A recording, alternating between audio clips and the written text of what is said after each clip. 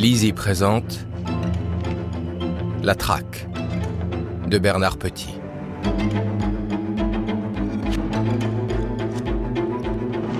Lu par Olivier Chauvel et Florian Wormser.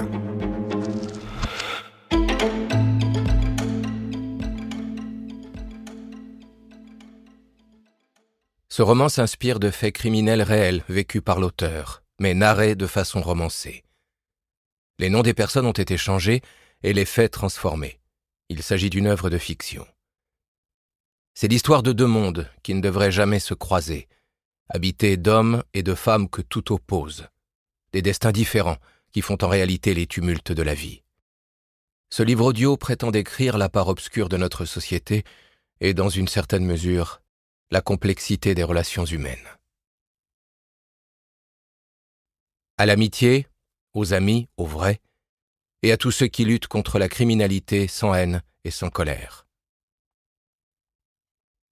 Quand on n'est plus qu'un paria, on ne vit plus vraiment, on attend. On attend sans savoir quoi au juste, jusqu'à ce qu'on comprenne. On attend juste la fin. Première partie. Violence et engrenage. Chapitre 1. 10 mars, centre-ville de Bruxelles. Vêtus de leurs combinaisons blanches, équipés de leurs appareils de mesure, les techniciens de la police scientifique sont déjà à l'ouvrage. Ils procèdent aux premières constatations, mais l'opération ne révèle rien d'intéressant. Aucune trace de lutte ni de sang, et pas de trace papillaire, si ce n'est celle de la victime. Quant au profil ADN, il faudra attendre quelques jours pour les résultats.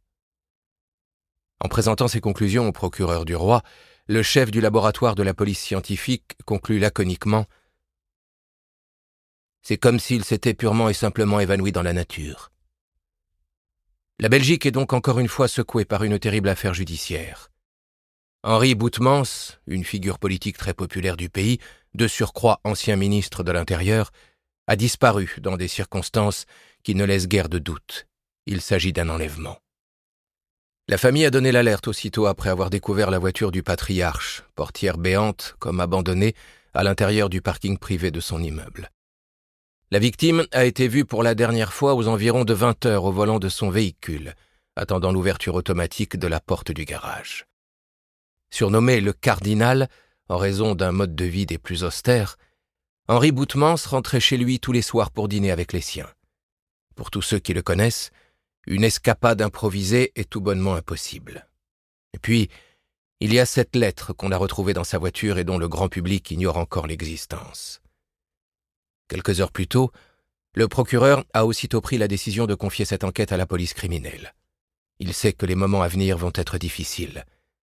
Il va falloir gérer l'impatience des politiques et les interrogations de l'opinion, orchestrées par les médias qui, comme d'habitude, font preuve d'une réactivité sans pareille.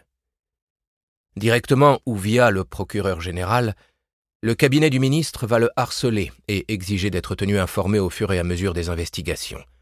Hors de question, en effet, que le gouvernement soit pris de court. Sans parler de la famille de la victime, qui se plaindra tôt ou tard de l'action ou de l'inaction des pouvoirs publics. Il connaît tout ça par cœur. Demain, il réunira tous ses substituts dans la grande salle du Conseil et fixera clairement les missions de chacun. Il se dit aussi que cette affaire tombe mal, vraiment mal, pile au moment où il est pressenti pour remplacer le procureur général, bientôt à la retraite. Il se doit d'être irréprochable. La police a intérêt à se bouger le cul, pense-t-il en composant le numéro du directeur de la police criminelle.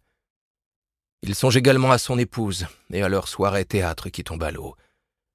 Il est maintenant presque minuit. Ce soir, il se sent bien là, comme il l'est de plus en plus souvent ces temps-ci. Plus de 35 ans qu'il fait ce métier.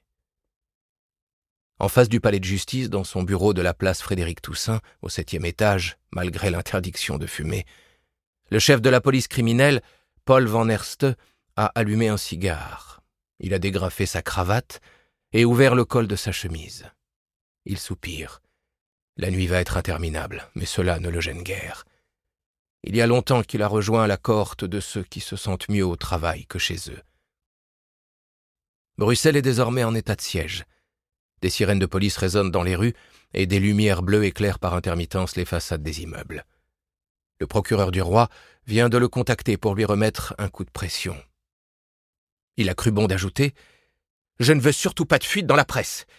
Nous devons être irréprochables. » La remarque a fait sourire le directeur qui s'est retenu de lui répondre que les fuites ne sont pas l'apanage de la police et que les magistrats eux-mêmes y sont en fait rarement étrangers. Mais qu'importe.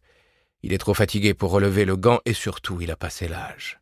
Les postures et l'hypocrisie ne l'amusent plus depuis un moment. Il en est là de ses réflexions quand le téléphone sonne de nouveau.